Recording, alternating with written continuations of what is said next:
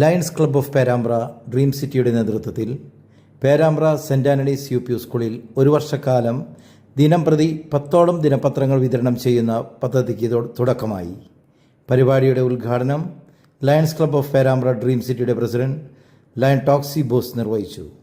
ആധികാരികമായ കാര്യങ്ങൾ ജനങ്ങളിലേക്ക് എത്തിക്കുന്നതിൽ ഏറ്റവും പ്രധാനമായ പങ്ക് വഹിക്കുന്ന നമ്മുടെ ന്യൂസ് പേപ്പർ തന്നെയാണ്. കാരണം നമുക്കറിയാം, മനോരമയാണ് ഇന്നത്തെ ഏറ്റവും കൂടുതൽ സർക്കുലേഷനുള്ള കേരളത്തിലെ പത്രം.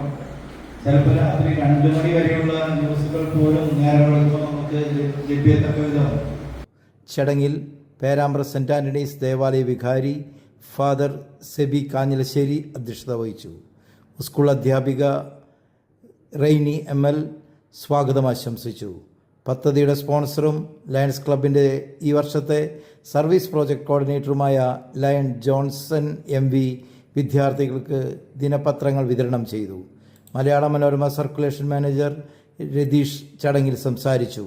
Lions regional chairman lion Johns PD MJF, Lions club secretary Jose Chittalappally, treasurer Varghese PA, ladies president Lions Sophie Abraham Palatty, secretary Mary Johns, Kodakara ലേഖകൻ രാജൻ, PTA പ്രതിനിധികൾ, MPTA പ്രതിനിധികൾ എന്നിവർ ചടങ്ങിൽ പങ്കെടുത്തു.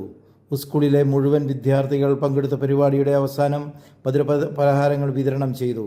വിദ്യാർത്ഥികളിൽ പത്രം വായനാ ശീലം വളർത്തുകയും സമകാലിക വിഷയങ്ങളെക്കുറിച്ച് അവബോധം വർദ്ധിപ്പിക്കുകയും ചെയ്യുക എന്ന ലക്ഷ്യത്തോടെ ലയൺസ് ക്ലബിൻ്റെ ഈ പദ്ധതി നടപ്പാക്കുന്നത്. താങ്ക്